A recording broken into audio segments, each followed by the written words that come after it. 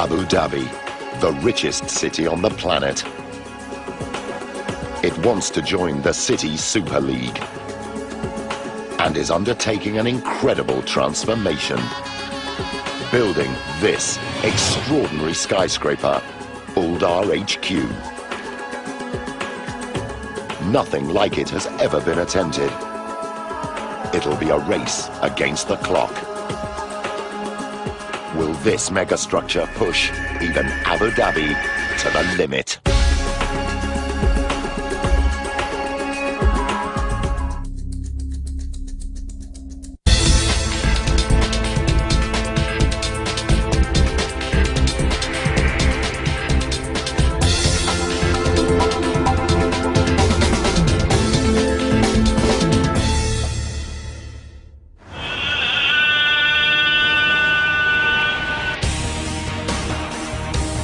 Abu Dhabi is in the midst of a construction boom. It's the largest of 7 sheikdoms known as the United Arab Emirates. Its capital, also called Abu Dhabi, is the richest city on earth. Its ruler, Sheikh Khalifa, has a cool $875 billion in the bank and an audacious spending strategy to match. He wants to transform the skyline and compete with the international elite of London, New York and Hong Kong. But this is not the first time the Emirate has stood at the crossroads. Just decades ago, Abu Dhabi was a desert backwater, until the discovery of oil in 1958 brought unimaginable riches to its ruler, Sheikh Zayed. As the petrodollars flowed in, he converted the shell houses into high-rise, and the traditional way of life was swept away.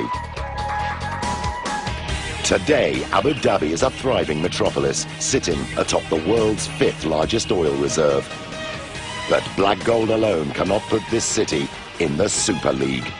To do that, Sheikh Khalifa must lure big business and tourist dollars. Abu Dhabi must expand to thrive.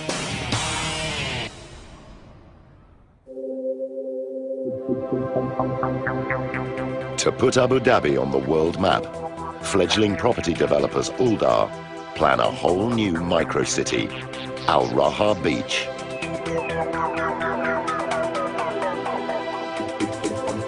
It's an ambitious proposal. At 11 kilometers long and almost a kilometer wide, this city on the sea will be the biggest project ever attempted in Abu Dhabi's history. Mohammed Al Mubarak is in charge of delivering this audacious development. The vision of their highnesses and the vision of Aldar was to create this almost mini city where people can live, study, play, and work in one destination.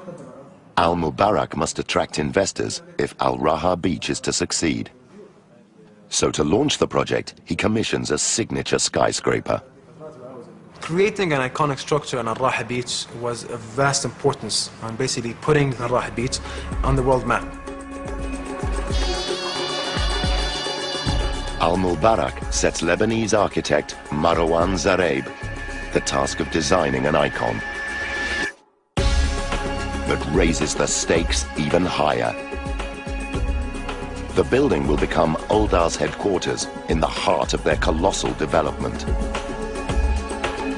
But creating something new in a land where the iconic is the everyday won't be easy.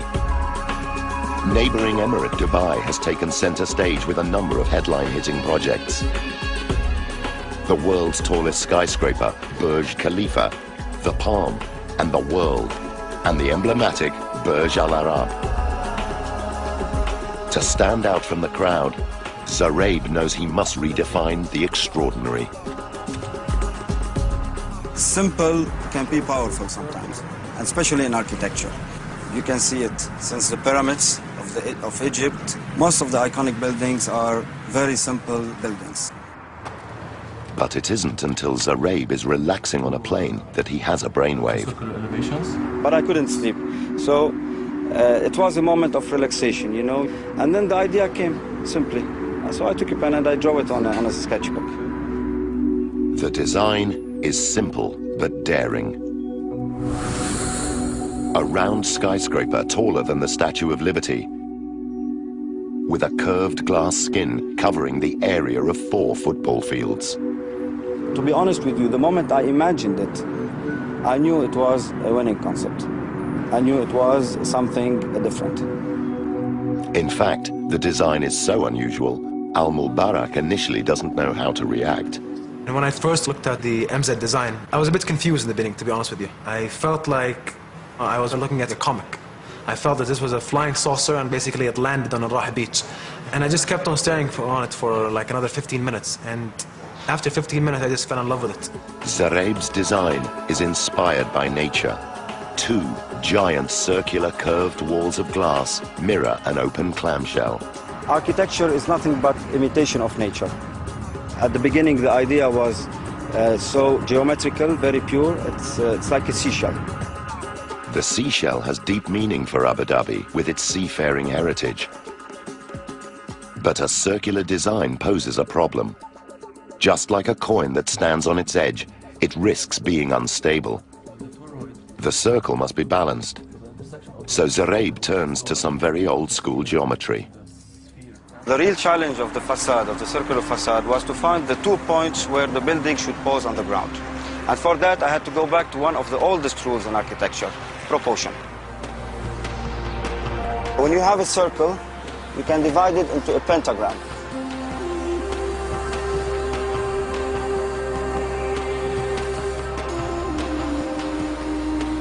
And that pentagram, in fact, is a representation of the cosmic body of the human being. So you can put a man in that pentagram, the man and the universe.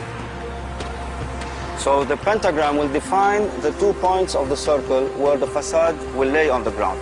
And this will create the perfect balance. It was the same thinking that led 16th century philosopher Heinrich Agrippa to draw man as a pentagram inside a circle, and has helped architects to proportion buildings for centuries. But it's not the skyscraper itself that poses the first major challenge. It's the proposed site. They wanted to show me the site, but all you can see was the sea, nothing but the waters.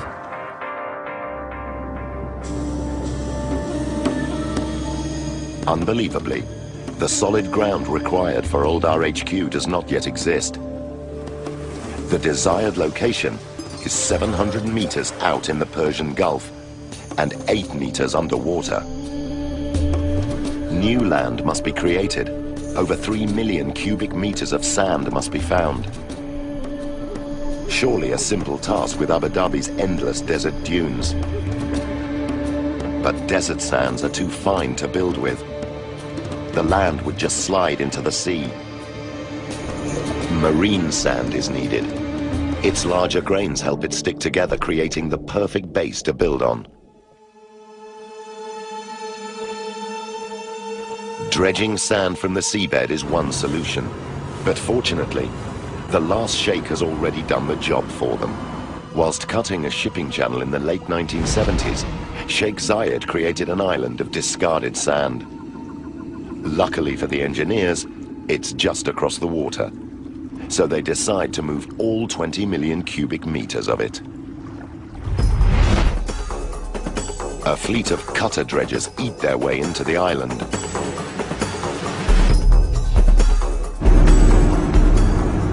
These are no ordinary dredgers. It takes an enormous claw layered with 48 reinforced steel teeth to slice through the hardened sand.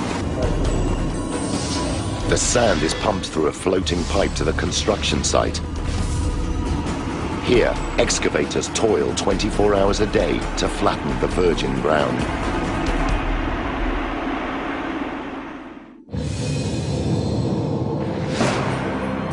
After 8 months, the land for Aldar HQ is fully formed, and with this, the first major problem overcome. Now, engineers must somehow turn Marwan Zareb's radical design into an engineering blueprint. The building is bellied. But it soon dawns on the engineering team that time isn't on their side. We mapped out the program and it was I realized that basically from this blank sheet of paper we would have to start piling within 2 months, which is absolutely unprecedented for a building, well, for any building, but certainly a building which is of a unique geometry. Aldar want their skyscraper completed by an astonishing deadline. In just 30 months' time, the eyes of the world will be on Abu Dhabi when it hosts its first Formula One Grand Prix.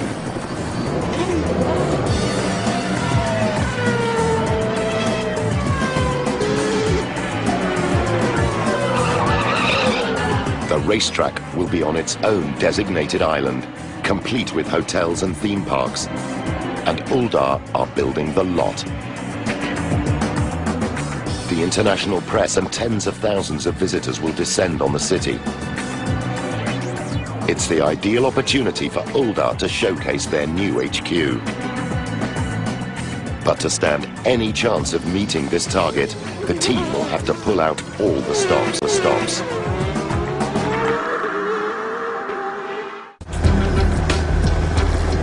Just 1 month after design has started on Abu Dhabi's round skyscraper, the construction team arrive on site to begin foundation works. For construction manager Miles O'Sullivan, the schedule is a shock. With the design not complete and being told you're going to pile in 1 month, almost crazy.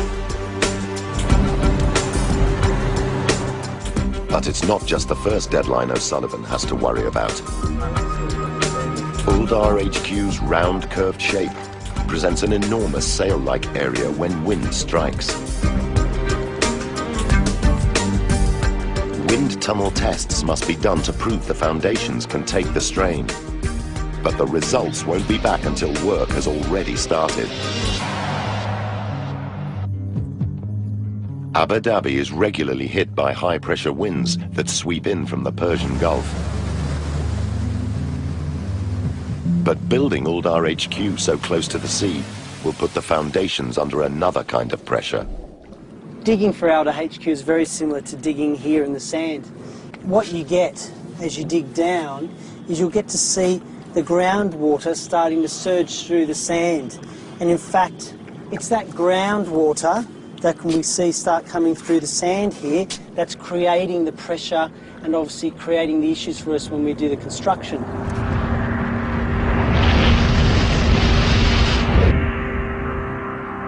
The upward pressure of the water and the loose sand pose a problem for foundation construction. Before excavation can begin, the team must build a solid barrier called a diaphragm wall or D-wall. It's a concrete barricade formed of interlocking panels which socket into the bedrock and reach 16 meters below the surface. The D-wall holds back the loose sand and the surging seawater, ensuring the ground inside the barrier can be removed. These areas here, what are these? The D-wall must be built before the foundations can be laid. But with the blueprint above ground or work in progress, the team can only hope that over-engineering the foundations will make them strong enough. The design calls for about 400 concrete piles that work in two ways. Half of the piles rely on friction with the ground to secure the structure to the rock and sand below, whilst the remaining piles drive deeper into the rock to dissipate the building's immense loads into the ground. On site, D-wall construction begins. It's the same process ongoing at this Abu Dhabi construction site.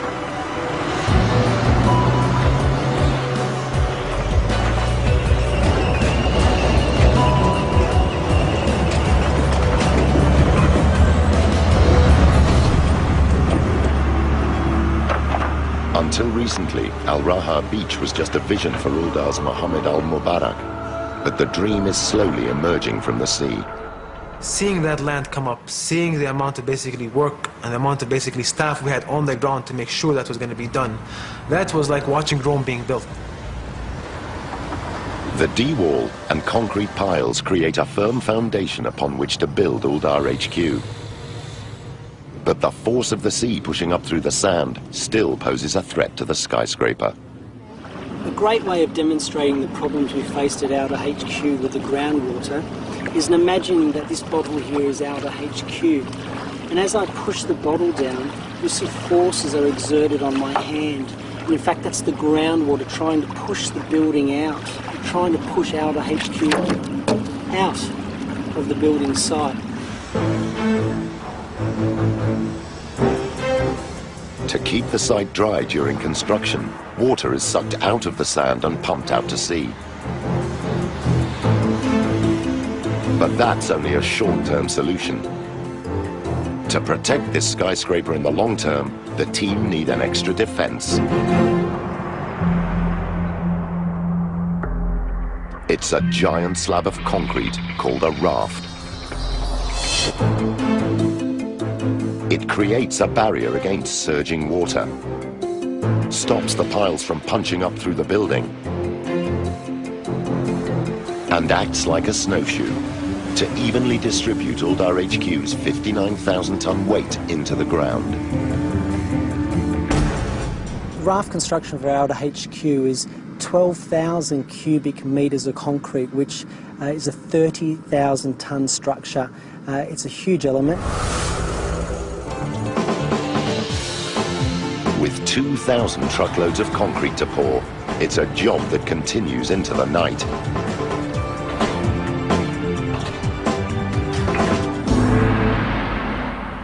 But engineers are just getting to grips with the severe forces that will affect the piles.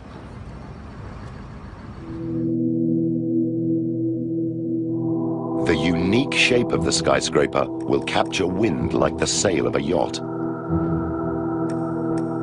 There are no guarantees the foundations will be strong enough to cope with the loads.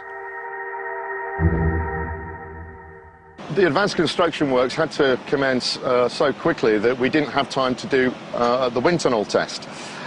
It was important that we did one, primarily because this is a unique shaped building. Gibbons calls upon wind engineer Roy Danoon in Colorado, USA. He puts a scale model of the HQ through its paces in his high-tech wind tunnel.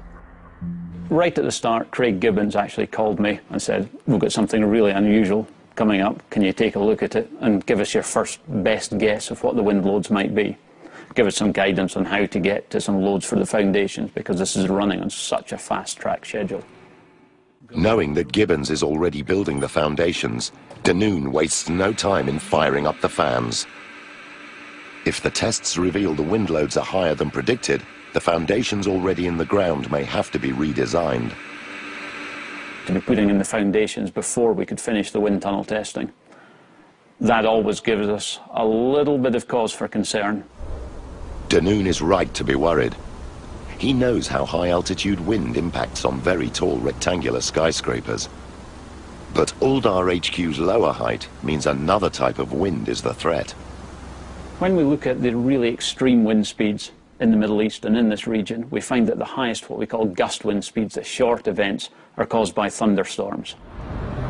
Abu Dhabi may appear sun-soaked, but during the spring, the intense sun heats the moist air, causing spectacular thunderstorms. Wind speeds can escalate up to 137 kilometers per hour. The key issue with thunderstorms in this region is that they give the absolute highest gust wind speeds. Now, for the very, very tall buildings, that's not too critical because they occur down low. For Aldar HQ, they were really critical. Thunderstorm winds are strongest between 50 and 150 meters above ground. Aldar HQ is right in the danger zone. In advance of getting the wind tunnel tests, we'd speak a lot with the wind tunnel engineer, Roy Danoon. And Roy would wind me up about the kind of loads he was getting, etc. And knowing that the piles were going in as we spoke. Wind hitting Aldar HQ's sail-shaped facade puts the building's narrow base under pressure. The wind wants to twist the structure. The foundations must be strong enough to resist these forces. A bit more smoke there, Doug. And if you could just crank the speed up in the tunnel just a touch. A little bit more. Danoon analyzes the wind tunnel data. Fortunately for Gibbons, It's Denoon's jokes that have no foundation. When I got the results back from the wind tunnel test, and they were within an absolute whisker of my early predictions, and I was just delighted by that. I couldn't wait to get on the phone. They were pretty relieved, I think, because I think they'd been sweating on it a bit. It was a great relief to know that Roy was just winding me up, and that in actual fact the wind loads were very much in line with what our expectations were. The results of the wind tunnel test are great news, but the relief is short-lived. Now the structure needs a super strong backbone or core. But again, conventional building won't fly with this design. For Aldar HQ, one core wasn't enough. We needed two cores, in fact, to take all the loads down into the structure. Aldar HQ needs two concrete cores for extra stability. The twin spines rise a full 125 meters from the concrete slab to level 23. Reinforced with 6,500 tons of steel, these cores will transfer the loads into the piles. But to channel these forces safely, the concrete must be cast without any flaws. They need a way to build the cores as two single pieces of concrete. The answer? To slip form. It's a clever way to build big concrete towers. Liquid concrete is poured into a giant mold, which forms the shape of the structure.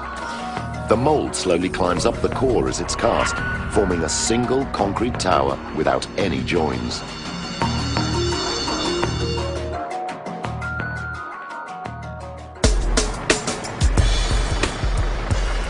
Seamless concrete will ensure the HQ's cores are strong. But these 125-meter backbones must be built in only 6 months.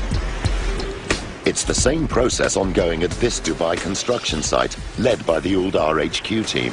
We are calculating how much per hour we need to climb, and then how much concrete we need to place in every hour. Slip form is fast, but on this schedule it's not fast enough. O'Sullivan has a trick up his sleeve to speed up construction. We set a challenge to both cores, who could get up there first. More, get up. The teams battle to reach each level before the other. The cores grow meter by meter under a constant cycle. The concrete is released and poured around the steel reinforcement. Hydraulics anchored to the structure raise the mold or shutter so that the next layer of concrete can be poured. Manpower is a key focus because slip forms are very labour intensive. You need to make sure that the guys are on deck, they're there at the right time, they're doing the right works. 4 months into core construction, the two teams are neck and neck in the race to the top. Core 1's team leader keeps a close eye on Core 2's height. It's been my benchmark, so if I'm doing better, I'll be ahead of them. So a lot of pressures are there. My boss is telling me, do this, go up, go up, go up. But it's good, the pressure is good. Core 2's leader also feels the strain. I'm working 24 hours today. I try to finish more earlier than the other core. Every month, the builders pour enough concrete to fill 1.5 Olympic swimming pools. But the teams aren't home and dry yet. There's still a challenge to finishing. Cores are renowned for going up quickly and sometimes having problems, so there's a lot of coordination effort that goes in to make sure that they do go up on time. We had structural steel elements to cast in. We had crane connections to get right. After just 6 months, the two cores are approaching the top. Core 2 is only a meter or so behind, but Core 1 push ahead to victory. Core 1 won the race. It's really good to know that we're on top. For O'Sullivan, the contest to build the cores in record time has paid off. A lot of planning goes into the cores. To see it come off, a fantastic feeling. But it's only a stepping stone, the core construction. There's a lot more to go on. The team have so far overcome the obstacles to bring Aldar HQ to life. But now they must face their most complex challenge to date. 1 year in, and Abu Dhabi's radical skyscraper is beginning to take shape. But with only 19 months to the deadline, the engineers must crack how to build Aldar HQ's vast external shell.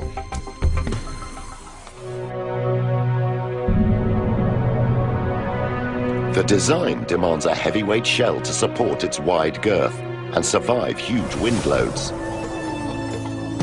But the architect stipulates open office space, floor-to-ceiling windows, and panoramic views of the Persian Gulf. In the United Arab Emirates, the shells of rectangular skyscrapers are built with concrete.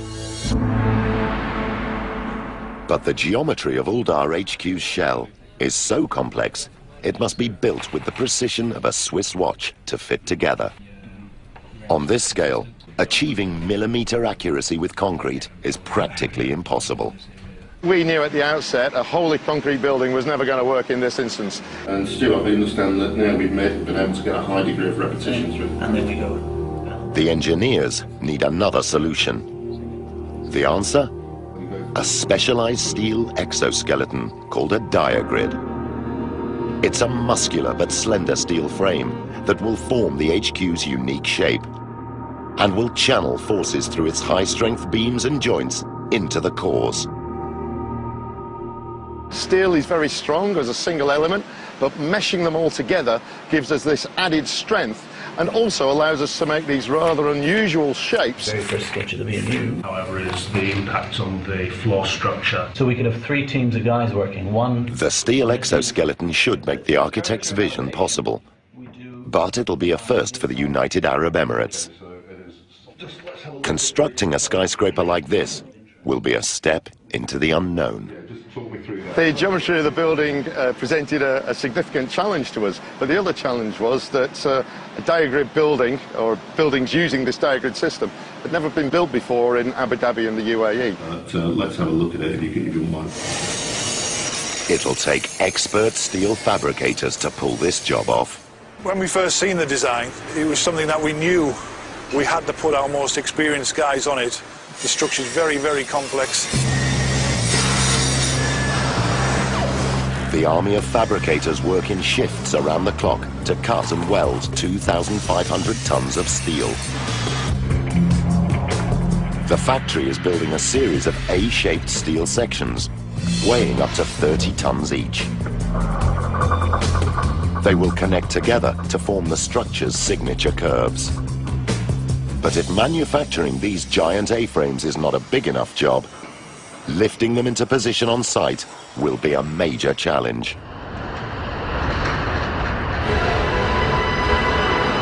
Great to see the steel arrive for the main diagrids, the main columns to the structure. Huge sections. The thought of actually starting the steelwork some 18 months after we started the job, fantastic. But excitement of the first A-frame delivery is soon replaced with trepidation. Lifting these monsters will be a precision job, and tensions run high. When we rigged the first A-frame up, you've got to put all the chains on it. It would take maybe an hour to rig it up, and everybody's then thinking, I hope this is going to work. Everyone is on tender hooks. Now is the moment of truth. The A-frame is lifted off the ground. There was a big ah from the crowd when it went in.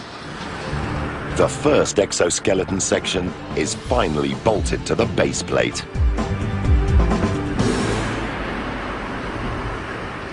To see one go in, an amazing feeling. First A-frame up. Again, a milestone achieved, but then a lot more to go. Another 99 A-frames must be fitted to form Abu Dhabi's unique skyscraper. The handover date is now just 19 months away.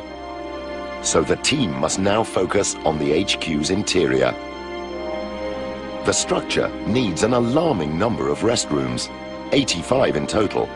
This is no weekend DIY job. It'd take an army of plumbers and time the schedule cannot spare. So to fast-track the task, the team innovate again. with prefabricated washroom modules or pods. A pod is a factory-made restroom, complete with lavatories, basins and mirrors, ready to plug into the building. The team plan to lift these 12-ton pods by crane and lower them into the cores like a giant game of Tetris. Construction is a finely tuned sequence. The pods have to be in before the exoskeleton blocks access to the cores.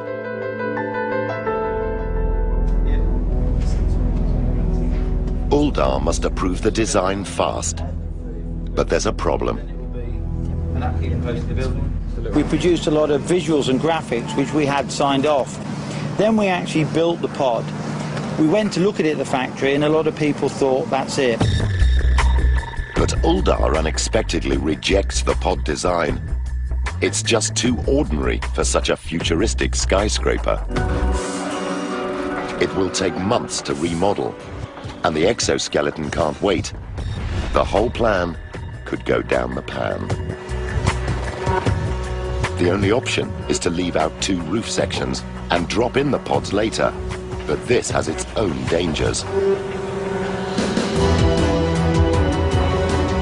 With 0 hour looming, the team must now wrap the building's skeleton with a glass skin.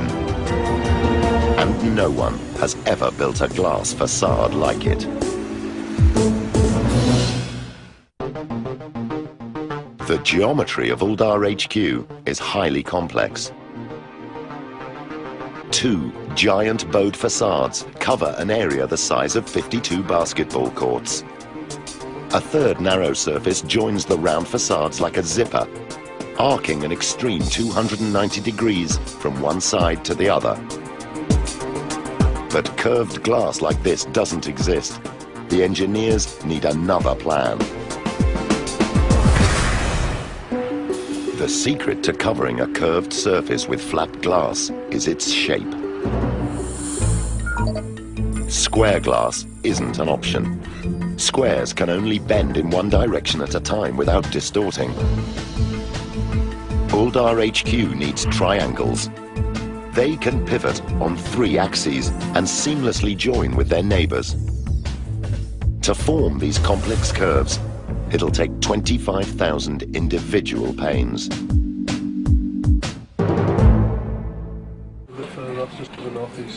But before glass production can begin, the team must know what wind pressures it will face. It's back to wind engineer Roy Danoon, who must test the design in his wind tunnel. When we first saw the design, we knew there was some potential for some quite high glass design pressures. If you under-design a pane of glass, then it will be sucked out the building. The large facades are most likely to cause trouble. The biggest loads on the overall building are the winds coming flat into the wide face, so it's capturing it almost like a sail. The wind comes into the centre and spreads out around the building, and where it separates and splits away from the building around the edges, that's where we see the largest pressures. The pressure is like a big SUV hanging off the outside of each panel. But that's not all Danoon's test reveals. The circular shape of Aldar HQ creates another problem. When we initially saw the design, the sharp edges threw up the sharp edges threw up the warning flag that said, look, we can get some pretty large pressures here. Where the wind hits the edge of the narrow strip of glass, it spirals in on itself, creating a vortex. You see this recirculation of the flow. It separates away and you get this little bubble on the surface where the wind isn't hitting, and then it comes back in to meet the surface again. That's typically an indication that that's where your highest design loads are occurring for your glass. And that's very, very strong suction force is what that little bubble means. To stop wind sucking glass out of the HQ, each pane must be beefed up with thicker glass and a stronger frame. But that does nothing to limit the scale of the job ahead: installation.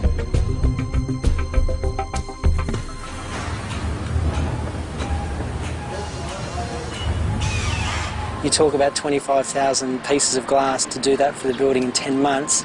It's a monumental effort. It's a constant battle, making sure that you get the glass to site. But having the glass factory on site is a lifesaver. It made it easier for the site to actually call up on glass. Once they are installing the panel, they ran out of glass, we're immediately on the phone, hey, we need more panels over there, so we got them on a truck, and 5-10 minutes later they were on the site. The glass factory sends the panels to the site by truck, and the panels are lifted by crane up to the installation team.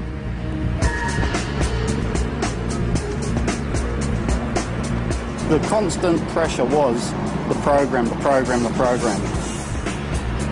The glass is pulled onto the floor plate, but it takes a team of 8 specialist riggers to install the panels.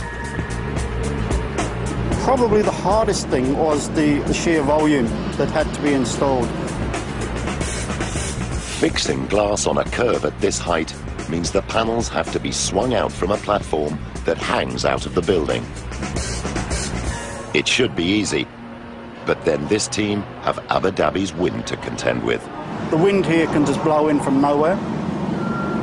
It caused us no end of problems. The glass would start to revolve and spin. We would get a choice whether to lift it, bring it into the building, put it down, or to put it straight back down on the ground. They were decisions that had to be made on the spot. And you don't want a large panel coming down from 20 stories. Just contemplating that, it doesn't bear thinking about. This glass panel makes it into position in one piece. But the team have another 29 to install every day if they're to meet their targets. We got it up to 30, 32 on average, and I think the best day was over 40.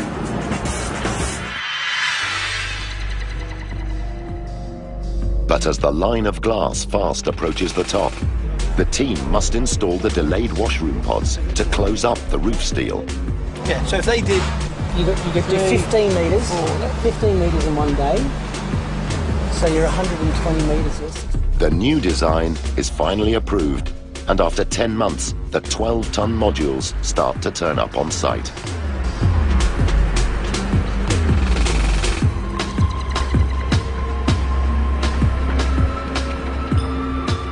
The pod drops are quite quick. We hook them up, we take them up the 140 metres to the top of the tower crane. The pod can now be lowered into the core shaft.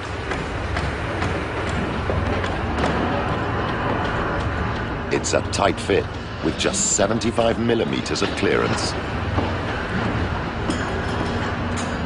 When I saw the first pods in, it was a relief that that saga was over and we'd actually managed to achieve what the client wants.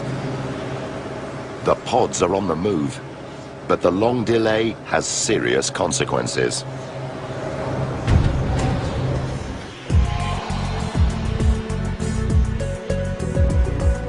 Finishing the exoskeleton should be a straightforward task. But the incomplete steel roof has sagged out of shape.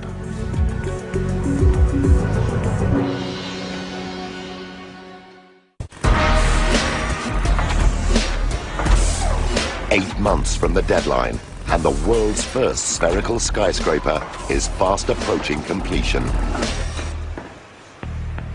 But with the end in sight, construction hits a serious snag.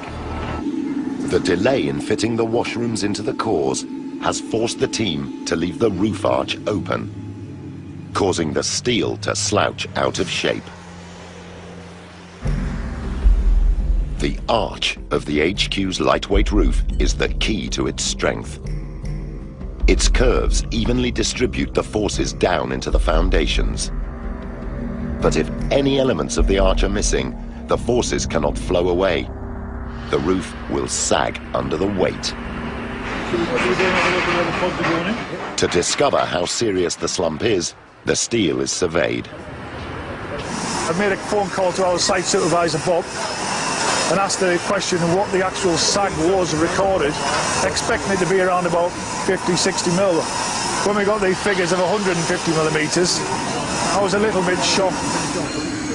With a building that relies on precision engineering, a 150mm sag is a huge problem. The roof will not slot together. The brackets to connect the remaining 40 glass panels will be out of alignment. There is no time to redesign. The team have to somehow make the roof steel fit together. The only way is to lift the entire roof into position, and it weighs a staggering 200 tons. Even for experienced steel engineer Bob McPhee, this is a serious undertaking. I hate it when you start waking up thinking about your work. I've never liked to do that. To lift the roof arch, 2 hydraulic jacks are positioned on top of a load-bearing wall, carrying 80 tons of weight into the core. 2 more jacks are propped with 16-meter-tall steel columns and channel 40 tons each into the concrete floor of level 23. The props are packed with steel slabs to hold the roof in position as the jacks are raised. The roof was moving firstly a couple of millimetres, then 5, then 10, then gradually into its position, 20, 50, 100, and then into its final position, 150 millimetres. The entire roof is raised by a whopping 170 millimeters. The slumped arch is finally in the right position. All that remains is to lift the last steel section.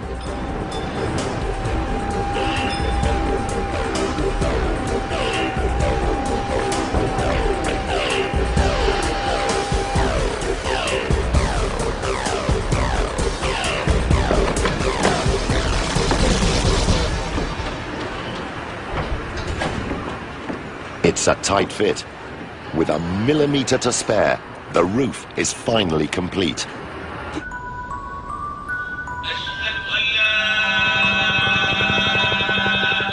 With just weeks to spare before Abu Dhabi's first Formula One motor racing spectacle hits town, all of Aldar HQ's 25,000 glass triangles are in position, except one. The glass installation team lower the pane inch by inch. No one wants to be responsible for shattering the last sheet of glass. It's a defining moment for the team. Finally, the last pane slots into place.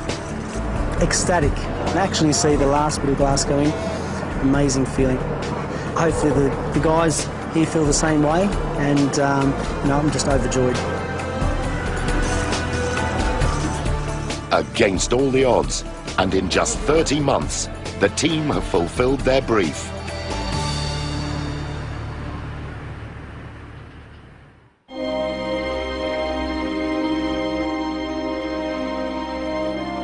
An engineering triumph. This is Aldar HQ. This spherical skyscraper, a world first, rises 125 meters above the Abu Dhabi sands.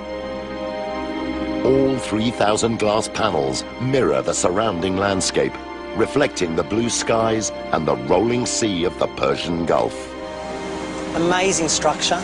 You don't see any circles in the world being constructed, so to be part of that was fantastic.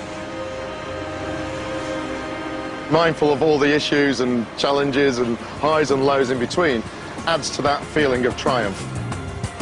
Mohammed Al-Mubarak fell in love with an extraordinary idea. But will the building match his high expectations? It's really a work of art. It's a stunning building. To me, it feels like it should be in a museum. The space is unbelievable. It's really a colossal building. When you come up front to it, it's even bigger than you even imagined. And for it to come from paper to that, it's great. Already an icon on the Abu Dhabi skyline, Aldar HQ should lay solid foundations for the future of Al Raha Beach. Architect Marwan Zareb is delighted to see his concept sketch come to life. The building is more beautiful than the original idea because it's real now. It's no longer a simple concept. It's became reality. Aldar HQ is a structure that rivals not just Dubai's iconic buildings, but can stand proud on the international stage. The HQ building has really put Abu Dhabi on the world map. If you ask me today, we're not yet into the world of Singapore or New York or Paris or London. Will we get there? I absolutely believe so we will.